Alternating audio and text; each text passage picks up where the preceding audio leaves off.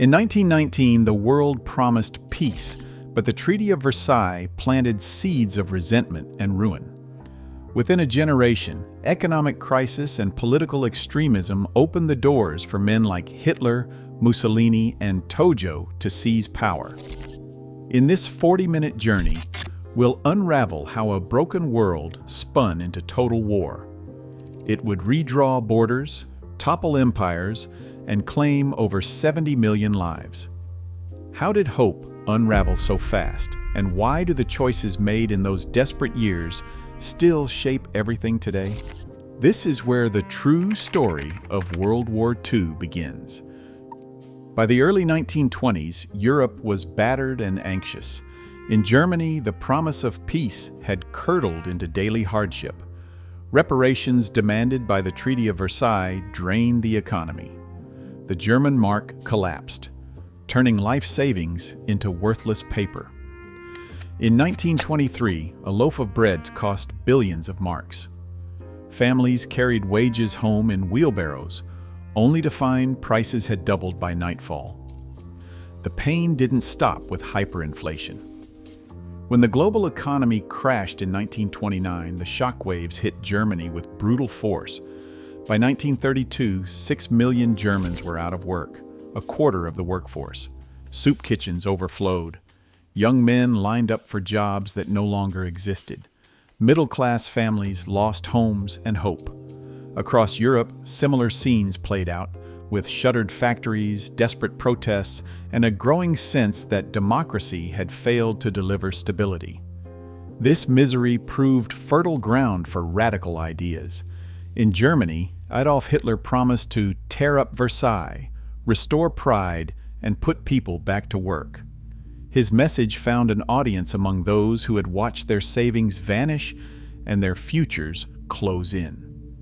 The Nazi Party's vote share soared from less than 3% in 1928 to over 37% by 1932, as millions looked for someone to blame and someone to follow. Italy faced its own turmoil. Benito Mussolini, a former socialist turned fascist, seized power in 1922 by marching on Rome. He vowed to revive the Roman Empire and crush dissent, using violence and propaganda. In Japan, economic collapse and rural poverty fueled military expansion. Generals sidelined civilian leaders and set their sights on Manchuria, seeking resources and glory. Unemployment, hunger, and humiliation made extreme solutions seem reasonable. Paramilitary groups clashed in the streets. Political violence became routine. For many, the old order felt broken beyond repair. Authoritarian leaders promised strength and certainty, offering scapegoats and quick answers. Despair opened the door. Dictators walked in. By the early 1930s, the world's faith in treaties and parliaments had faded. Economic pain and social unrest left millions ready to trade freedom for hope, no matter the cost. While Europe struggled with economic collapse and rising dictators, the world's peacekeepers sat paralyzed. The League of Nations, formed to prevent another catastrophe, watched as its authority crumbled. In 1931, Japanese troops seized Manchuria. The League condemned the invasion by a vote of 42-1, but no action followed. Japan simply walked out, unchallenged. 4 years later, Mussolini's Italy attacked Ethiopia, unleashing poison gas and armored divisions against villages and cavalry. The League condemned the assault, but again the world looked away. Sanctions were weak, loopholes wide enough for oil and weapons to slip through. Mussolini brushed aside the protests boasting of a new Roman Empire as Italian troops marched into Addis Ababa. The message was clear: international promises meant little. Aggressors took note. In Berlin, Hitler studied these failures. He gambled that bold moves would go unchecked. When he sent troops into the Rhineland in 1936, a clear violation of the Treaty of Versailles, French and British leaders hesitated. No one fired a shot. The League did nothing. Each unchecked step emboldened the next. Diplomacy soon became theater. In September 1938, British Prime Minister Neville Chamberlain flew to Munich, desperate to avoid war. Hitler demanded the Sudetenland, a region of Czechoslovakia home to ethnic Germans. Chamberlain, believing peace could be preserved, agreed to Hitler's terms without consulting the Czechs. He returned to London declaring, "I believe it is peace for our time." Within months, German troops swallowed the rest of Czechoslovakia. The ink on the Munich Agreement was barely dry. Some leaders hoped appeasement would buy time to rearm, but these concessions only fueled the ambitions of dictators. Mussolini, emboldened by his Ethiopian conquest, sent troops to aid Franco in Spain's civil war. Japanese generals, unchecked in Manchuria, pushed deeper into China, launching a full-scale invasion in 1937. The League's silence echoed across continents. Historians still debate whether war was inevitable, whether broken systems or the choices of men mattered more. But by 1939, the pattern was set. Aggressors saw weakness and seized their chance. The world's last hopes for peace slipped away, one ignored warning at a time. At dawn on September 1, 1939, German troops surged across the Polish border. Tanks rolled forward in tight formation, supported by dive bombers screaming overhead. This was Blitzkrieg, lightning war, unleashing speed and shock to overwhelmed defenses. Within days, Polish cities fell under a relentless rain of artillery and bombs. Civilians fled east, only to find Soviet forces crossing the border on September 17th, striking from behind.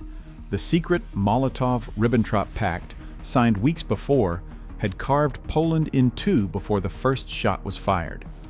Warsaw held out until September 27th, battered and burning. In just over a month, Poland vanished from the map. Britain and France declared war on Germany, but their armies stayed behind the lines, waiting for an attack that never came. Winter passed in uneasy silence. Then, on May 10, 1940, German forces struck again, this time in the west. The Allies believed their defenses were solid, anchored by the massive Maginot Line along the border between France and Germany. But German generals had other plans. They sent armored columns through the thick forests of the Ardennes, a region the French considered impassable for tanks. Within days, German panzers burst through at Sedan, racing toward the English Channel. Allied armies, caught off guard, found themselves surrounded. Dunkirk became the last hope, a narrow strip of beach where more than 300,000 British and French troops waited for rescue. Over 9 days, a flotilla of Navy ships and civilian boats carried them across the channel. The army was saved, but all their heavy equipment was left behind. The Germans pressed on. Paris, declared an open city to spare it destruction, fell on June 14th. The French government signed an armistice on June 22, 1940. In just 6 weeks, France, Europe's strongest army on paper, had collapsed. Hitler's generals posed for photographs before the Eiffel Tower. German flags fluttered from city halls across the continent. Blitzkrieg had proven unstoppable. The speed and coordination of tanks, infantry, and aircraft left older strategies in ruins. Maps of Europe changed overnight as the Axis powers swept forward. For the people of occupied countries, daily life became a struggle against fear, rationing, and the constant threat of violence. Across the Channel, Britain now stood alone. The fate of Europe hung in the balance as the world braced for what would come next. German bombers crossed the Channel in tight formations, engines droning above the patchwork fields of southern England. In July 1940, the Luftwaffe launched its assault, aiming to crush the Royal Air Force and clear the skies for invasion. Swarms of Messerschmitts and Heinkels filled the summer air, their targets stretching from radar towers to airfields, factories, and finally the heart of London itself. But Britain was not blind. Along the coast, a chain of radar stations, tall steel towers bristling with antennae, scanned the horizon day and night. These early warning stations could spot enemy aircraft up to 150 miles away, giving Fighter Command precious minutes to scramble Hurricanes and Spitfires. Radar, still a new invention, became the Royal Air Force's secret weapon. With each blip on the screen, controllers at Bentley Priory plotted German raids and directed squadrons to intercept, multiplying the effectiveness of outnumbered pilots. The Luftwaffe outnumbered the Royal Air Force nearly 3-1, flying up to 1,500 sorties a day. Yet the defenders fought with home advantage, conserving their strength, striking hard, then vanishing back to their own airfields. The result was a battle of attrition. By mid-September, German losses soared. On September 15th, a day now remembered as Battle of Britain Day, the Luftwaffe sent its largest force yet, over 1,000 planes. British fighters rose to meet them, filling the sky with twisting dogfights above the Thames. By nightfall, 56 German aircraft had been shot down. Nearly 43% of the day, S-bombers failed to return. German commanders had promised quick victory, but the numbers told a different story. Between July and October, the Luftwaffe lost nearly 2,000 aircraft to the Royal Air Force's 1,000. More damaging was the loss of experienced German aircrews, men who could not be easily replaced. British pilots, many barely out of school, rotated through squadrons, patched up and sent aloft again and again. Churchill's words captured the mood. Never in the field of human conflict was so much owed by so many to so few. As the weeks dragged on, German tactics shifted. With airfields battered but not broken, the Luftwaffe turned its fury on British cities. The Blitz began. Night after night, bombs rained down on London, Coventry, Liverpool. Firefighters battled infernos in the streets while families sheltered in underground stations. Yet Britain did not yield. Factories kept running, and morale held. By October, it was clear the Royal Air Force had survived. Operation Sea Lion, the planned invasion, was postponed indefinitely. Britain had denied Hitler his easy victory.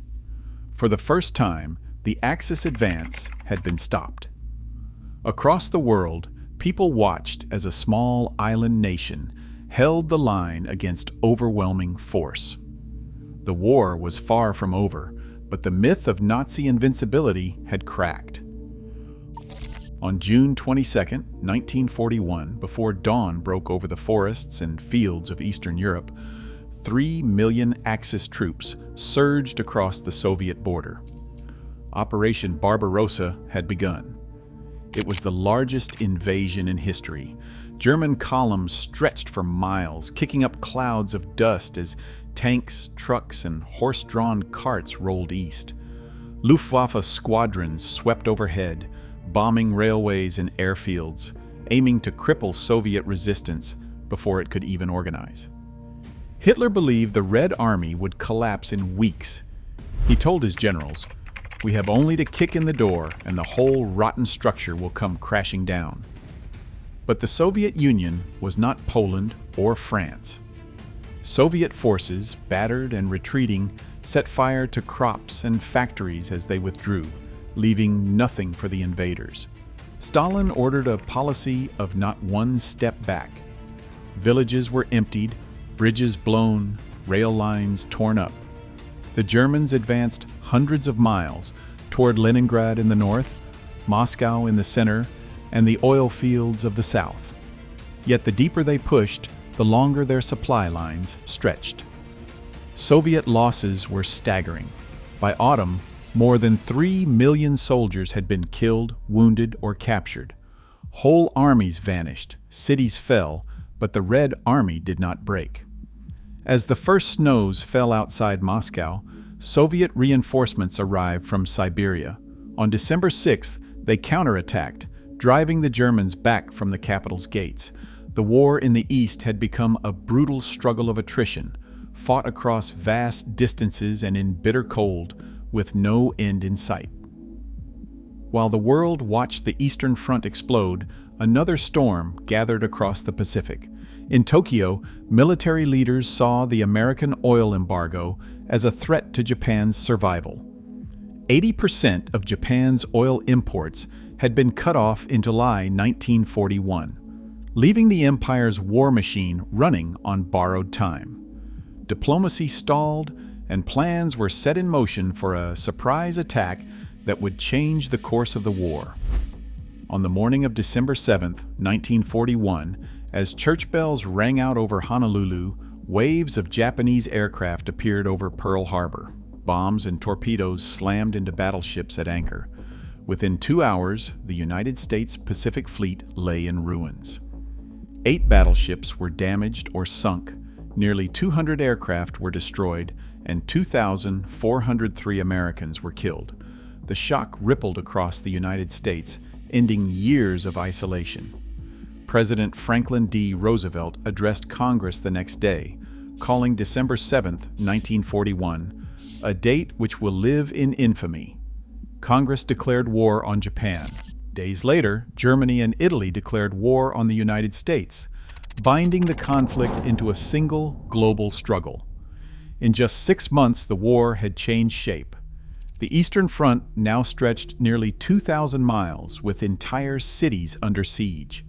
In Asia and the Pacific, the United States joined Britain, China, and the Commonwealth in a new alliance. No continent remained untouched. For the Axis powers, what began as a series of lightning victories now threatened to become a war of exhaustion. For the Allies, the fight was no longer for survival alone. It was for the future of the world. In June 1942, the Pacific War turned on a hidden message. American cryptanalysts working day and night in a cramped room in Hawaii cracked Japan's naval code JN-25. Admiral Chester Nimitz learned the Japanese fleet planned to strike Midway. He gambled everything on an ambush. On June 4th, as the sun rose over the Pacific, Japanese carriers launched wave after wave against Midway's airfields. But American planes, guided by codebreakers' warnings, found the enemy first. Dive bombers streaked down on the carriers Akagi, Kaga, and Soryu, igniting them in minutes. By sunset, 4 Japanese carriers were burning wrecks. The core of Japan's naval power gone in a single day. Midway did more than avenge Pearl Harbor. It handed the initiative to the Allies, proving that intelligence and timing could outweigh numbers. Admiral Nimitz later called it a turning point in the Pacific War. Across the world, another kind of battle raged in the ruins of Stalingrad. In August 1942, German armies pushed to the banks of the Volga, determined to seize the city that bore Stalin's name. The fighting became a nightmare of shattered buildings and endless gunfire. General Vasily Chuikov, commanding the Soviet defense, ordered his men to hold every block, every room, no matter the cost. He told his staff that time is blood. For months, both sides poured in reinforcements. The city became a graveyard for soldiers and civilians alike. Then, in November 1942, Soviet forces launched Operation Uranus. Instead of attacking the city head-on, they struck at the weaker Romanian and Italian armies guarding the German flanks. The trap closed fast. By late November, nearly 300,000 Axis troops were encircled in Stalingrad's frozen ruins. Supplies dwindled. Temperatures plunged below -30.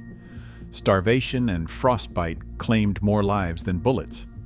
Hitler refused to allow a retreat. On February 2, 1943, the last German units surrendered. Stalingrad's defenders had broken the back of Hitler's eastern campaign. The myth of the invincible Wehrmacht lay buried in the snow. Meanwhile, in the deserts of North Africa, the battle for control of the Suez Canal reached its climax. The Suez was the lifeline of the British Empire, connecting Europe to vital oil and supplies from the east. General Erwin Rommel, the Desert Fox, drove his Africa Corps to within sight of Alexandria. But British forces, now under General Bernard Montgomery, dug in at El Alamein. In October 1942, Montgomery launched a massive counterattack. Waves of tanks and infantry battered Rommel's exhausted troops. Supply lines, stretched thin across hundreds of miles of desert, could not keep up. After 12 days of relentless fighting, the Axis line broke. Rommel's forces retreated west, never to threaten Egypt again. These battles, Midway, Stalingrad, and El Alamein, shifted the balance of the war. Intelligence, attrition, and the ability to outlast the enemy became the new weapons. The Axis powers, once unstoppable, now faced defeat on three fronts. The Allies had seized the initiative. The long road to victory had begun. Allied boots first touched European soil in the south. In July 1943, a combined force of British and American troops stormed the beaches of Sicily. The invasion, codenamed Operation Husky, unleashed over 160,000 soldiers in a single night. Paratroopers dropped behind enemy lines, while landing craft braved the surf under enemy fire. Within weeks, the Axis defense crumbled. Mussolini was deposed, and by September 8, 1943, Italy signed an armistice. German units rushed in to occupy the peninsula, turning Italy into a new battleground. The campaign was slow and punishing, with mountain passes and fortified towns costing thousands of lives. Yet every mile gained in Italy drew German divisions away from France and the Eastern Front, stretching Hitler's armies thinner. As Allied forces pushed up the Italian boot, planners eyed a much larger gamble. The Western Allies, led by General Dwight D. Eisenhower, set their sights on the coast of France. Years of preparation went into the operation. Engineers designed floating harbors, known as mulberry harbors, that could be towed across the channel and assembled in days, allowing supplies to flow even if every port was held by the enemy. Deception plans misled German commanders about the invasion's location, keeping their strongest forces away from Normandy. On June 6, 1944, the largest amphibious assault in history began. Before dawn, 156,000 Allied troops boarded landing craft and crossed the English Channel. Warships and bombers battered German defenses along a 50-mile stretch of Normandy's beaches. At dawn, the first waves of infantry hit the sand under machine gun fire. American units faced chaos at Omaha Beach, where tides, obstacles, and enemy bunkers threatened disaster. British and Canadian forces fought their way ashore at Gold, Juno, and Sword beaches, clearing minefields and scaling cliffs. Behind the beaches, paratroopers and glider-borne troops seized bridges and crossroads, sowing confusion in German ranks. By nightfall, the Allies had secured a fragile foothold, landing men, tanks, trucks, and supplies at a rate never seen before. The artificial harbors kept the lifeline open, even when storms destroyed one of them days later. Eisenhower's coalition, American, British, Canadian, Polish, and Free French, pushed inland, linking the beachheads and breaking through German lines. The two-pronged advance from the Mediterranean and the Channel forced the Germans to fight on multiple fronts. Every mile gained in Italy and France tightened the vice around Hitler's armies. Eisenhower's leadership held the coalition together, balancing rivalries and national interests as the Allies pressed deeper into occupied Europe. The gates to the continent had been forced open.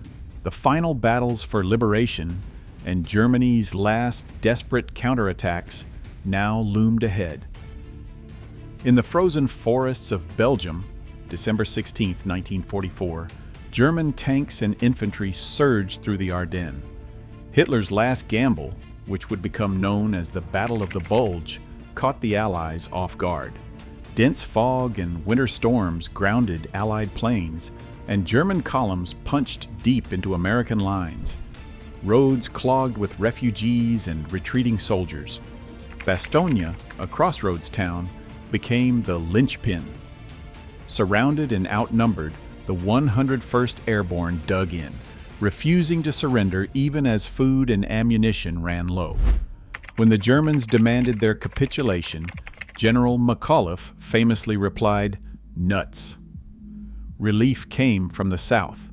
General Patton, pushing his tanks through ice and mud, reached Bastogne by December 26, 1944. The weather cleared, Allied air power returned, and the German advance stalled. The fighting dragged on for weeks, house to house, tree to tree. By late January, the Allies had pushed the Germans back to their starting lines. The cost was staggering, around 80,000 Allied casualties, nearly matched by German losses. But for Germany, these losses were irreplaceable. The last reserves, the last tanks, the last hope for turning the tide were all spent in the snow. As winter faded, the Allies pressed into Germany from the west, while the Red Army closed in from the east. Soviet troops swept across Poland, fighting through ruined cities and shattered villages. The push toward Berlin became a race against time and a test of endurance. In April 1945, Soviet artillery pounded the German capital. Street by street, block by block, soldiers advanced through smoke and rubble. The Reichstag, once a symbol of German power, became the final objective. On May 2, 1945, after days of brutal urban combat, the Soviet flag flew above its roof. 2 days earlier, Adolf Hitler had taken his own life in his underground bunker. The regime he built crumbled around him. In the Pacific, the war raged on. American forces captured Iwo Jima and Okinawa at enormous cost. Each island was fought for yard by yard, each victory bringing the Allies closer to Japan's home islands. Yet the prospect of invasion raised grim estimates. Hundreds of thousands, even millions might die on both sides. President Harry Truman faced a terrible decision. On August 6, 1945, a single B-29 bomber dropped an atomic bomb over Hiroshima. In an instant, a city vanished. 70,000 to 80,000 people killed by a force equal to 15,000 tons of TNT. 3 days later, a second bomb fell on Nagasaki, killing another 35,000 to 40,000. The shock was immediate and overwhelming. Fires raged, survivors staggered through ruins, and the world glimpsed a new kind of destruction. Japan's leaders weighed surrender against annihilation. On August 15, 1945, Emperor Hirohito spoke to his nation, calling for peace to endure the unendurable. The formal surrender came on September 2, 1945. After 6 years of war, the guns fell silent. Cities lay in ruins, millions mourned their dead, and the world stood at the threshold of a new, uncertain era. We live in a world still shaped by the choices and scars of that conflict, with borders redrawn, alliances forged, and over 60 million lives lost. Even now, global tensions and rising nationalism remind us how fragile peace can be. The lessons of this war are not distant history. They are warnings written in the present tense. The cost of forgetting is always higher than the cost of remembering.